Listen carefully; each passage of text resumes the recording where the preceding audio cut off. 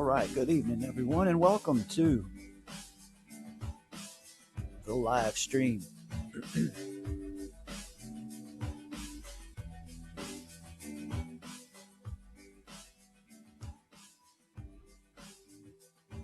The topic tonight is the early history of the cross and crucifixion. So let's get into that. Let's make sure that we are streaming on all our platforms. We are now live on Twitter via Periscope. And as far as I can tell, we're also live on YouTube. Let's double check that, why don't we? There we are. There we go. Camo Masso, it's good to see you in the chat. We've got some folks here. Okay, everything seems to be working. Let's get down to business. The early history of the cross and crucifixion. And I want to say, too, I intend to engage the live chat more and more as I get more comfortable streaming with this new setup. At this point, I've got so many things going on that it's really hard to keep up with all of that. But I intend to do some live streams where specifically I am engaging the live chat. The Ask Me Anything type live stream, except with a topic, kind of. So, okay, anyway.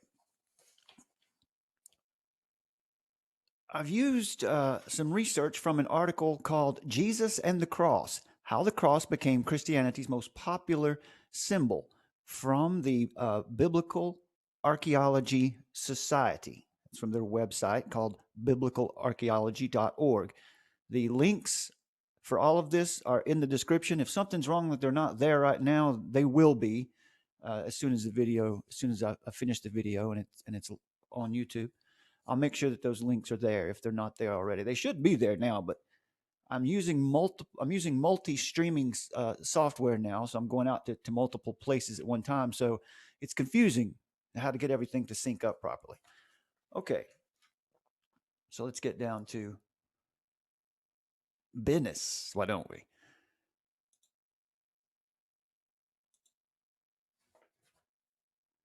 Okay, so throughout the world, images of the cross adorn the walls, steeples of churches, and for some Christians, and even those who aren't particularly religious, wear crosses around their necks. And even more recently in our societies, we see the trend has been to emblazon the image directly onto the skin in permanent ink. And today it's interesting because we'll often see that right beside the image of a skull, or even some popularized pagan imagery. Pagan imagery is very popular for tattoos these days. I have somehow made it to this stage in life as a clean slate, tattoo-less. Early on in my life, I could just never think of anything that I wanted that was cool enough, back in the day, something that was cool enough that I wanted to put on my skin forever. Maybe it's lack of commitment. I don't know. That's for another video. In Egypt, in antiquity, among other countries, the Egyptians and Christians in Egypt would even wear a tattoo of the cross on their wrist. That's something that continues to this day. And for some Christians, each year during the beginning of Lent, they receive the cross on their forehead in ash. We see that in the Catholic and the Orthodox traditions and others. The cross is clearly a popular image today, and it's often polarizing. As time goes on, the cross becomes more of a polarizing symbol. And we'll see that in the beginning, this was a very polarizing symbol as well. Clearly, the symbol of the cross is accepted as the most popular symbol of Christianity, in modern times, followed closely perhaps by the ichthus, that is the fish symbol we see commonly on bumpers of cars, more commonly, I think. What's interesting about this culturally embedded symbol is that most scholars believe that early Christians did not use the cross as an image of their faith, because in that time, crucifixion evoked shameful imagery of the death of a slave or a criminal. So early on, the cross was not something that the early church really embraced, the symbol of the cross. And that was because of the society that they lived in and what the cross represented in that society. Scholars believe that the first surviving public image of Jesus' crucifixion was in the 5th century. Wooden doors of the Basilica of Santa Sabina, which is located on the Aventine Hill in Rome. And that's the vision. That is the image that you see on your screen right now. The Jesus and the cross at the Basilica of Santa Sabina in Rome. Let me say also that in the description, if not there now, at least after the video, I will have a list of notes for this presentation, which will give you notes for further study if you want to look deeper into these issues. Notes that come from the references from this presentation. Since it took approximately 400 years for Jesus' crucifixion to become an acceptable public image, scholars have traditionally believed that this means the cross did not originally function as a symbol for Christians. So what we want to investigate now is, how has the cross come to be such a preeminent symbol of Christianity? So we're going to look at the history of it, of the symbol, and a little bit about crucifixion. The scope of this presentation will cover, as the title indicates, the early history of the cross. We're not going to get into, in this presentation, the different styles of crosses that showed up, in the Middle Ages, that became popular in Catholic and Orthodox symbology in the Middle Ages. We'll get to that later, because that is also a very interesting study with a lot of interesting and often esoteric reasons behind the symbology.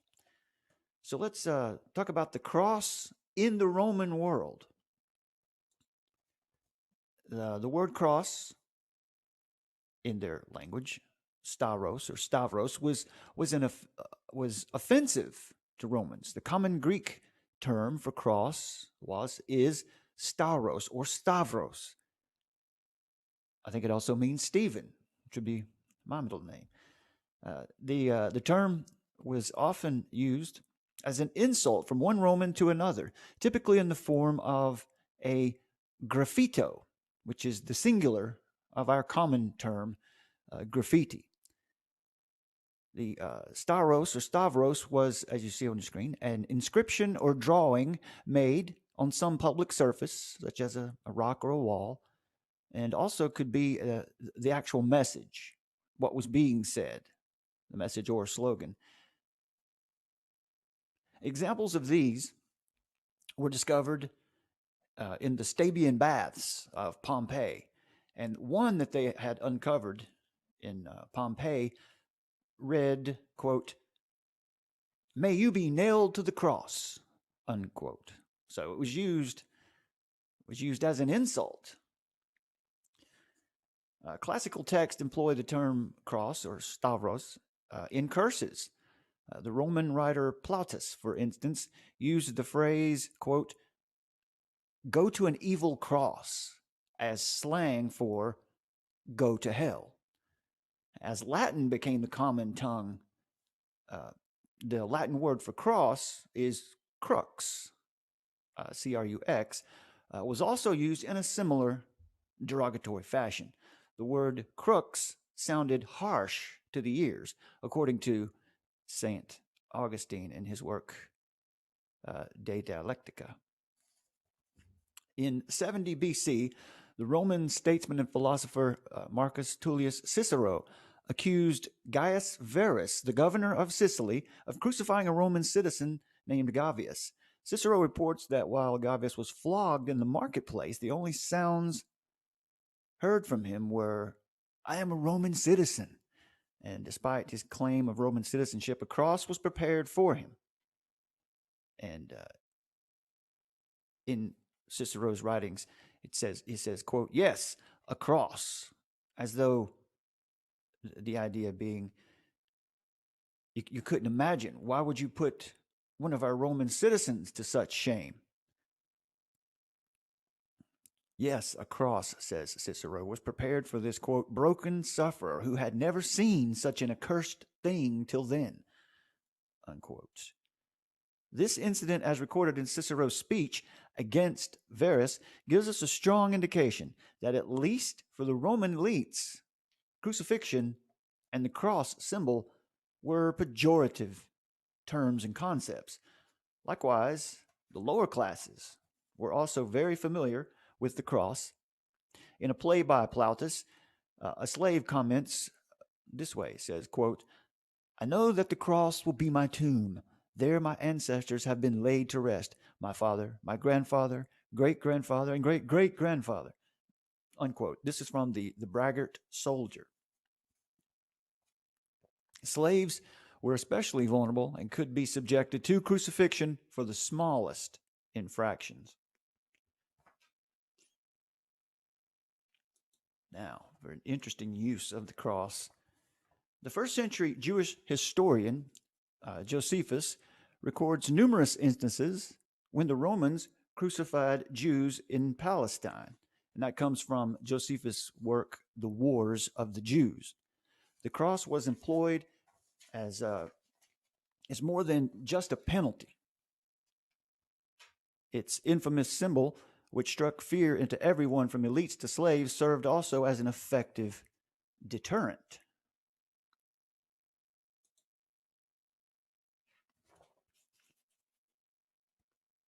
As an example of which is the Roman crucifixion of Spartacus and his rebellious slaves on the Appian Way for everyone to see on the road from Capua to Rome. Now, you have to imagine this gruesome sight. This is obviously an artist's rendition of that, but this gruesome sight must have served as a strong symbol to everyone who happened to be traveling the road between these two city-states. Can you imagine today traveling down the highway and seeing rows of men hanging on stakes this way? I mean, just imagine that sight today. You know, today in modern society, we're much more clinical. We're by no means less barbaric today. No, not at all. We are actually we're far more barbaric today. And I say that because today we like to do our killing in private. You know, as long as it's done in a clinic and you're too small to speak out for yourself, it's okay. It's okay to brutally murder today. But just imagine this sight. You're traveling, I don't know where I live. Let's imagine you're driving on I-85 from Charlotte to Greensboro. And you see this up along beside the road. I mean, that would be clearly a message. Imagine the government of our day doing this as a practice to deter citizens from getting out of line. That would be a very effective message, I would think, as brutal as it is. Crucifixion was done in several forms. Historian Seneca recalls seeing victims hanging upside down.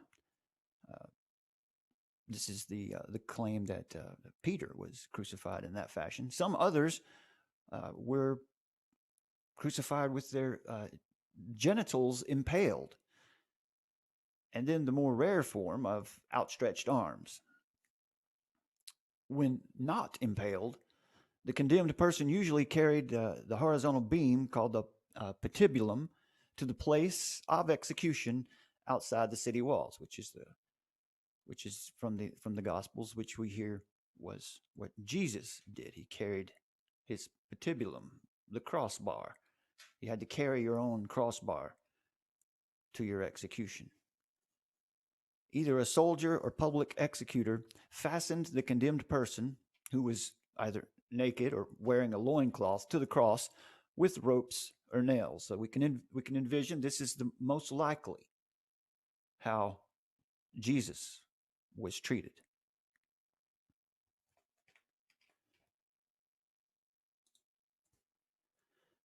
Material evidence suggests that a person's feet were nailed separately on each side of the vertical beam of the cross.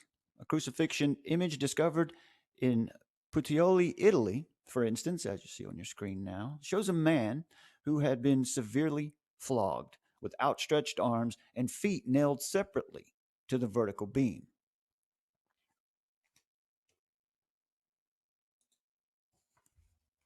An ankle bone pierced with a nail, which was found at Givat HaMivtar, indicates the practice of using one nail per foot. So this seems to verify the idea that each foot was nailed individually. The common imagery that we see for Jesus' crucifixion is one foot over the other, one nail through both, but it seems to be that perhaps it was more common that each foot was nailed separately. Now, finally, after the humiliating procession to the place of execution and the preparations for crucifixion were completed, the Romans raised the cross high in the air so as to allow all people passing by to see the condemned person die from as far away as possible. So it was not only an execution, it was a message to the empire, to anyone that was close enough to see it or probably hear about it through word of mouth too. I imagine this kind of thing traveled quickly by word of mouth. So this crucified ankle bone of a man named Yehohanan, found at Givat HaMivtar, is the only archaeological evidence yet found of the Roman practice of crucifixion. And this piece is found in the Israel Museum. So that is ossified, or not ossified, that is petrified, I guess, a bone that is essentially turned to stone, calcified, I think. And you can see how at the end of that nail, of that stake, how it's hammered back, it's bent in the other direction to secure it so that it doesn't slide off. It's brutal. You can't hardly imagine anything more brutal. To die on a cross was not only humiliating, but also a slow and agonizing experience, sometimes lasting days. St. Augustine suggests that the purpose of crucifixion was to inflict as much pain as possible while prolonging death. And that comes from the tractate. In order to maximize the amount of pain inflicted on an individual, Romans typically tortured the victim before fastening them to the cross. Again, this is what we read of Jesus' experience in the Gospels, that he was flogged, severely beaten before ever taking up the patibulum and walking to the site of execution. Now, what this kind of study actually does for us too, once again, this serves to refute that claim that Jesus was a myth. There is so much evidence. There's more evidence for Jesus Christ living, existing and living and dying and being raised from the dead than any other person from the time in which he lived. Jesus Christ is mentioned more in writings than even the Roman emperor of that time. So, as I said in the video answering the objection that Jesus is a myth, it's a ridiculous claim.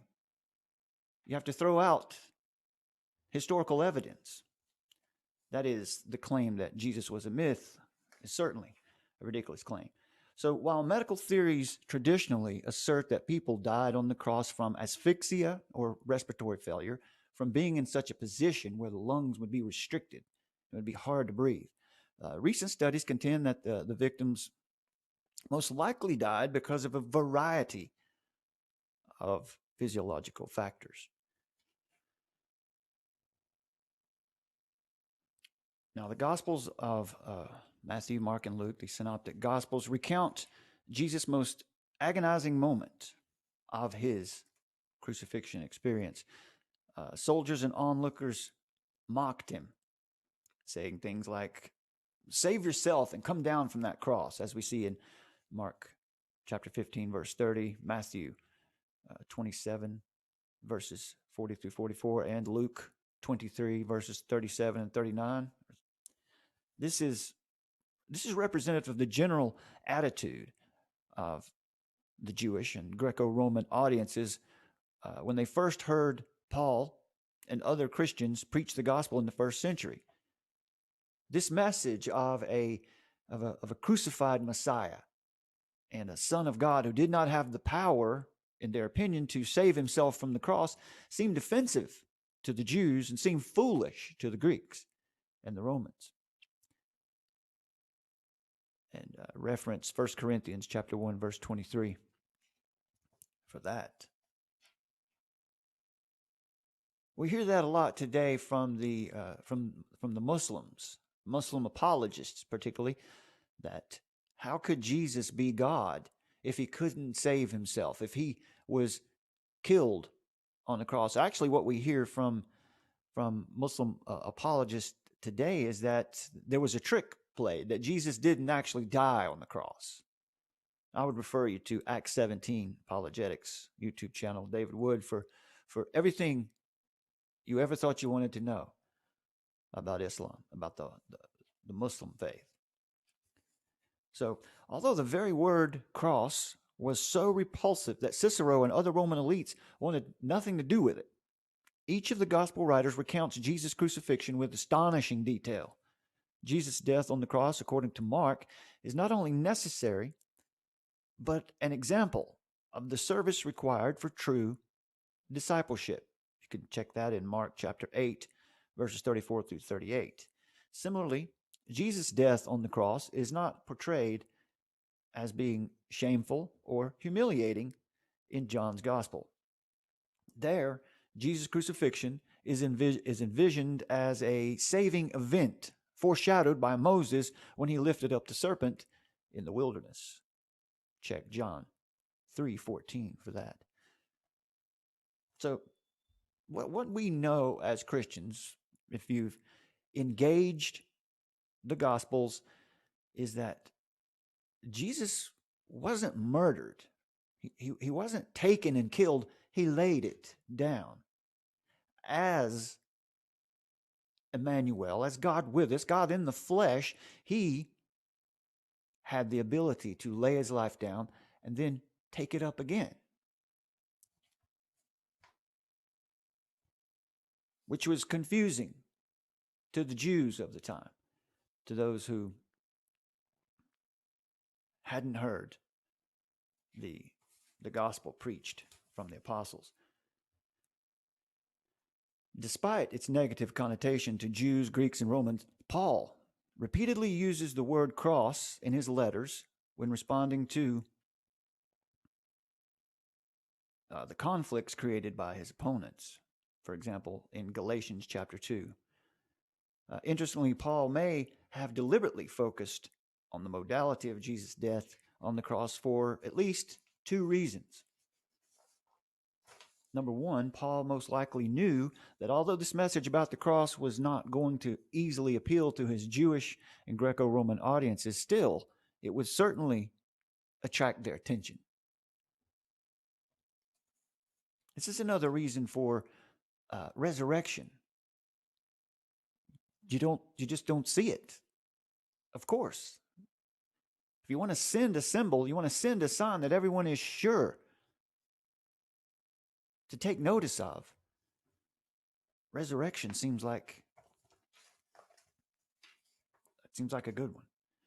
And secondly, the Jewish and Gentile criticism of Jesus' crucifixion may have encouraged Paul to focus even more of his attention on the gruesome subject. So he believed Jesus demonstrated his selflessness, humility, and abundant love for humanity by suffering on the cross. So it was important.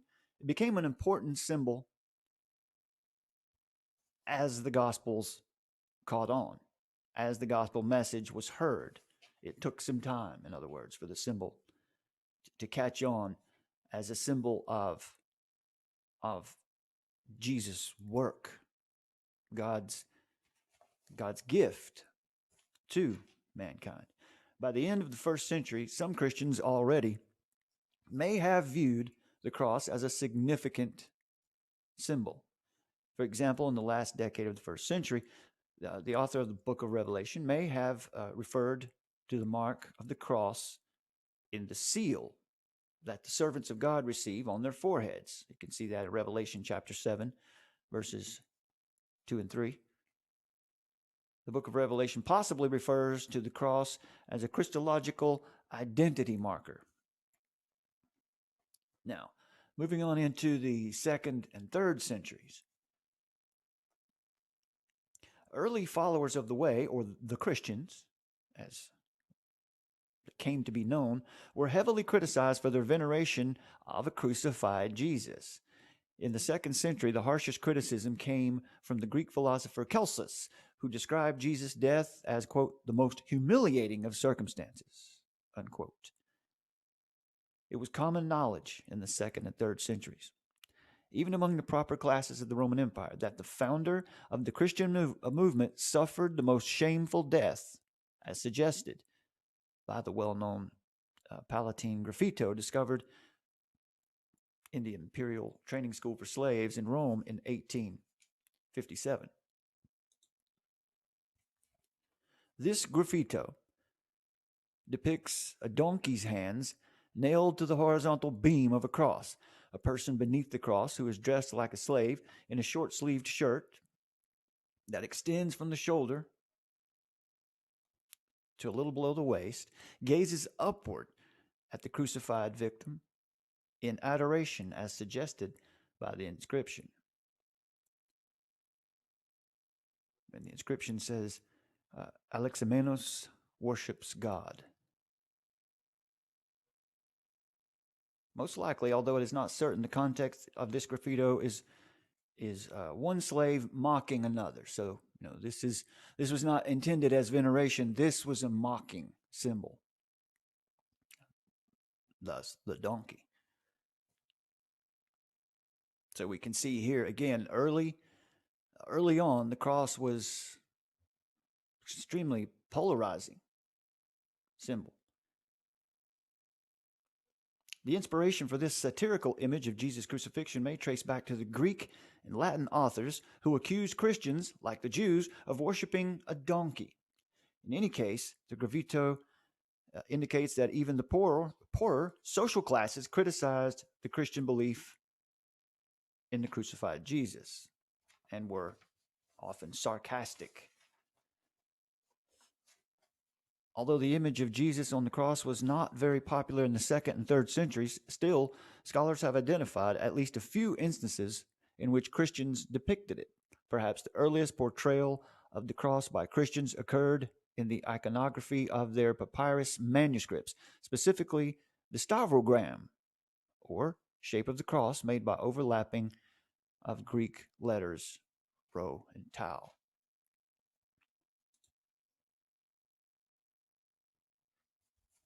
A more obvious depiction of the cross is seen in a 3rd century gem in the British Museum, which depicts a crucified Jesus with an inscription that lists various Egyptian magical words.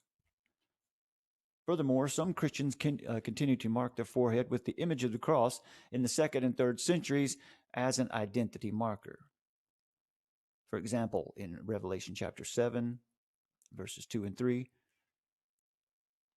and in the writings of Tertullian. Some scholars argue that the depiction of figures with outstretched arms in early Christian artwork may be the archetype representation of Jesus on the cross.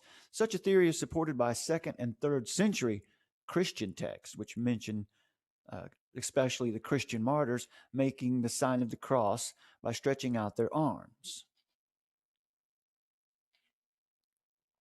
This 3rd century AD gem in the British Museum depicts Jesus' crucifixion with an inscription that lists various Egyptian magical words, as we just said. Let's get a little closer look at that. During the 2nd and 3rd centuries, Christians were aware that the cross was still what Paul calls a, quote, stumbling block for the Jews and foolishness for the Greeks and Romans. You can check 1 Corinthians chapter 1 for that. Most Christians were reluctant to depict it, or reluctant to create the image or to show the image. Nevertheless, the rhetoric of Christian apologists such as Justin Martyr and Tertullian may have encouraged at least some Christians to illustrate the cross in their art and iconography. So, by the end of the 3rd century, what had once been a universally repulsive image in the ancient Mediterranean world was well on its way to becoming the preeminent symbol of Christianity. And I think that's very interesting because we see God do that all the time, where he takes something, he takes the weakest or the worst and turns it to his use.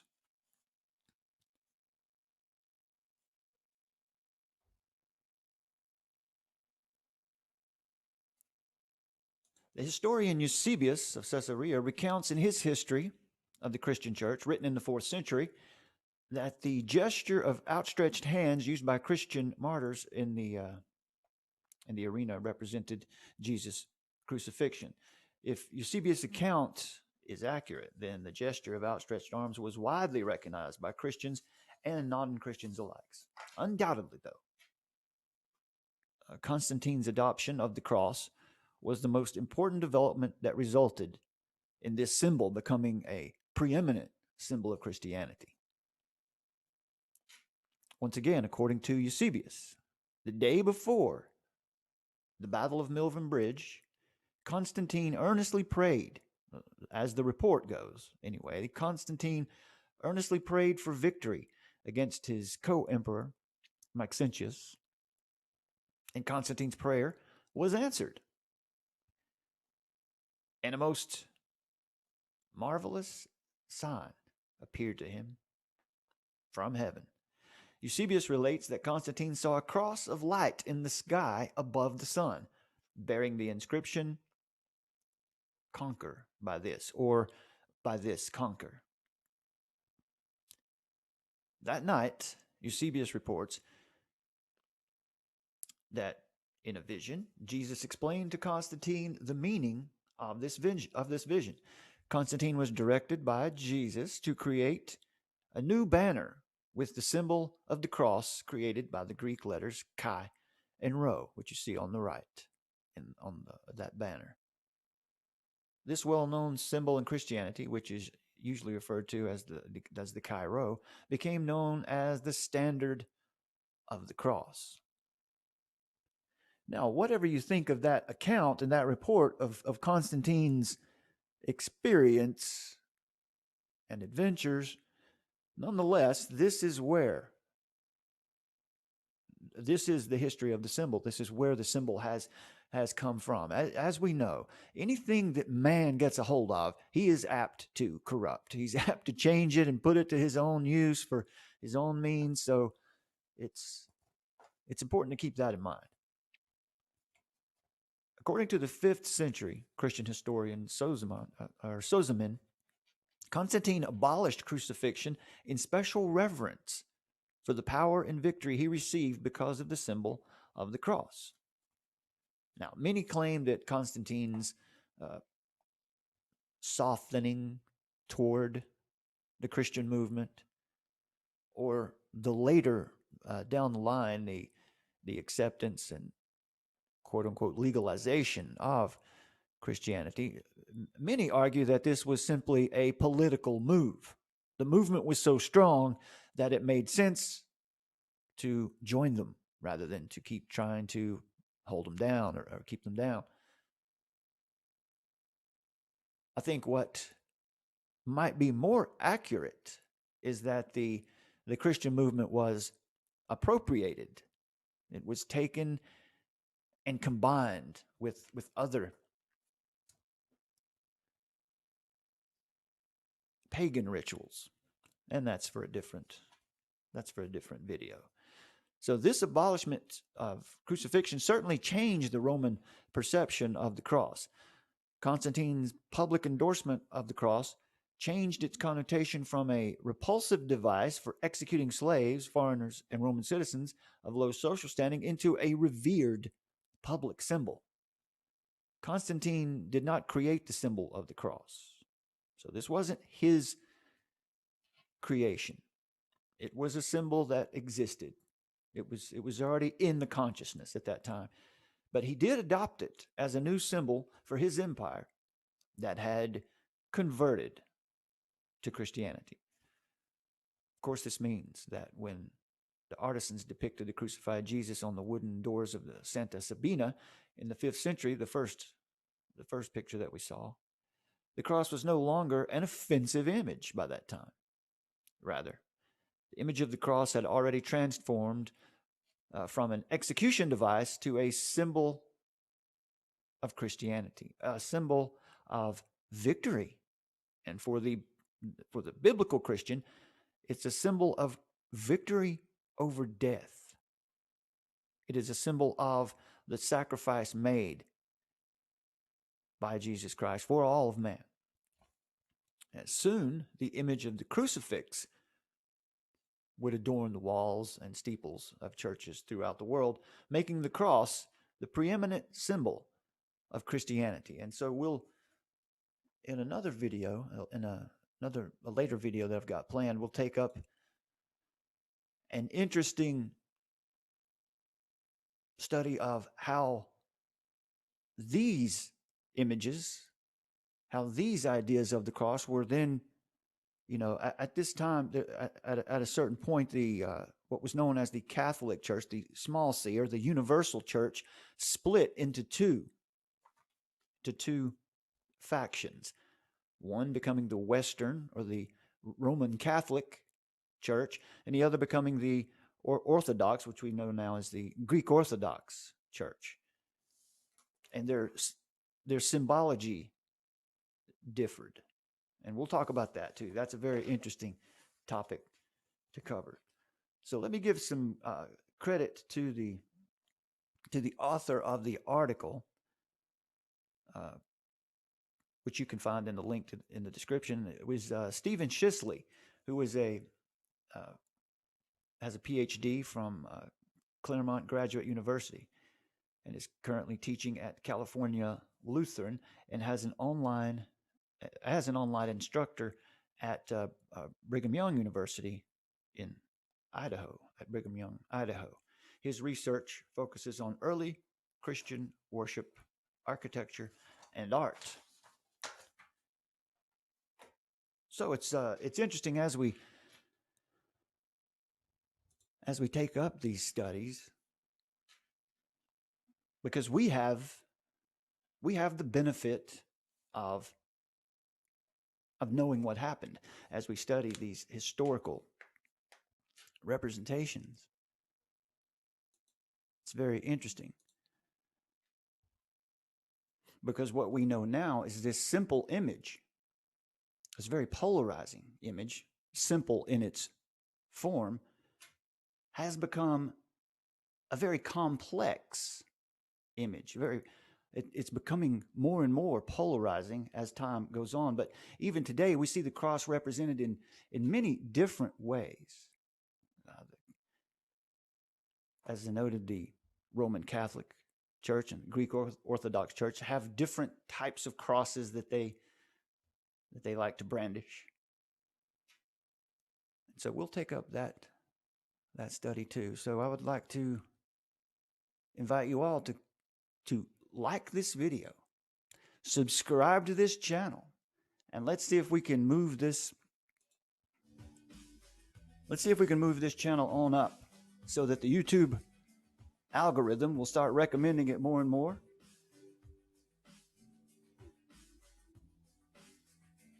So this message can make its way to more and more people. So I'd like to say, God bless you all, my friends, and we'll see you next time right here.